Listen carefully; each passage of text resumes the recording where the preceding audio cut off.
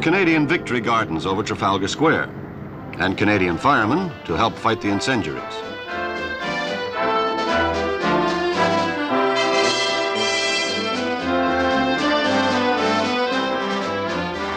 Thousands of Canadians overseas were working their peacetime trades in uniform.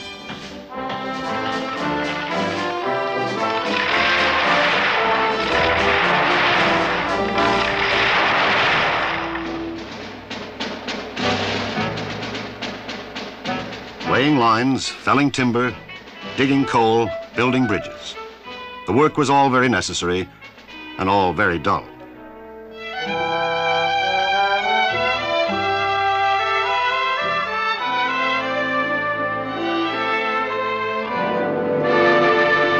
In August, the infantry was finally given an enterprise.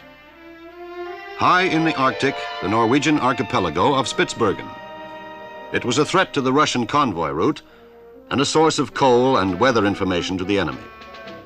A largely Canadian expedition of 645 soldiers found the islands unoccupied by German forces. The adventure proceeded according to plan. The destruction of mines and machinery, the burning of 450,000 tons of coal.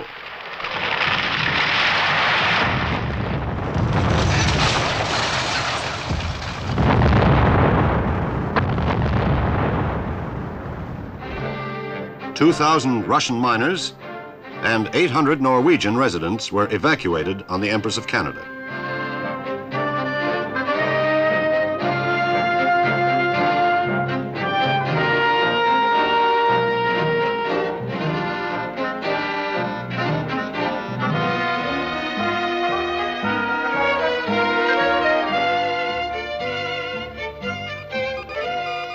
There was a final chore.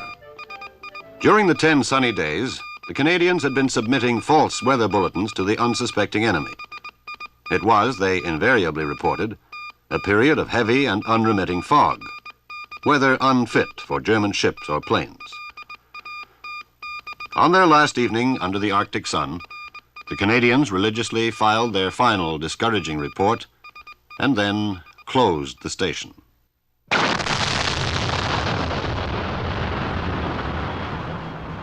The Spitsbergen enterprise had broken the routine for a few hundred men. But there were nearly 100,000 other Canadian soldiers in England, and they were fed to the teeth with spit and polish.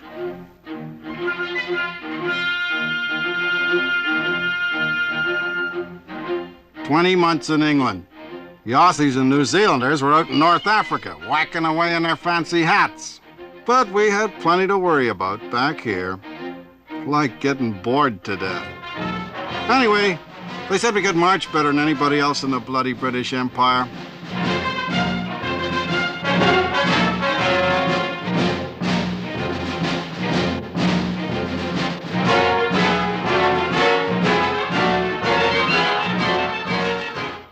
Then there was the day Mr. Mackenzie King came to visit. First, he kept us waiting for 3 hours. Then he and Andy McNaughton inspected away for a while. And then we were supposed to run some races. It was a lovely day for races.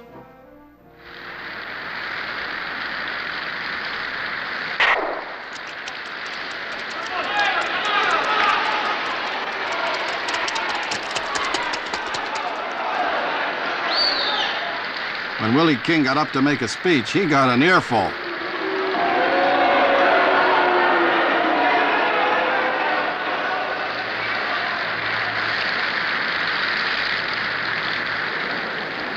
King saw the problem of maintaining morale during the long wait. It was a sad autumn for Canada and its Prime Minister.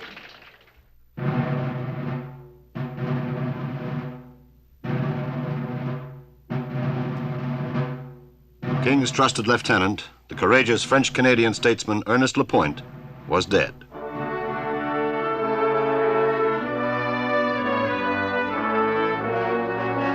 To replace Lapointe, King turned to a corporation lawyer from Quebec City. Louis Saint Laurent left private life to become the chief spokesman for Quebec in the federal cabinet.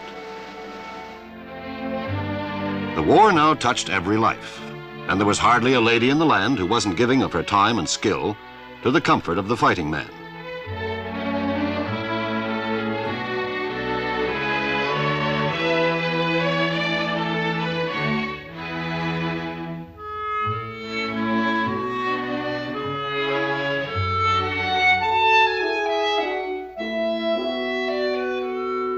The Canadian, already heavily taxed, was being asked to lend the rest of his paycheck to the government.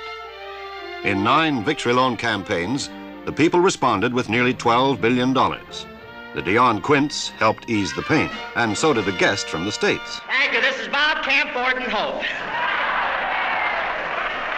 I don't have to tell you, I'm very thrilled being here, this wonderful camp of yours. Devil's Island with sand. It's very beautiful.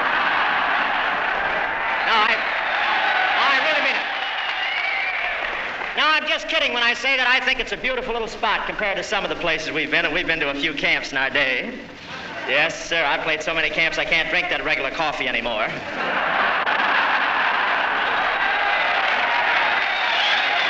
Crosby was going to be here, but he had a little accident. One of his horses was dying, and it's the first chance he ever had to see when I'm finished, so he thought he'd just wait.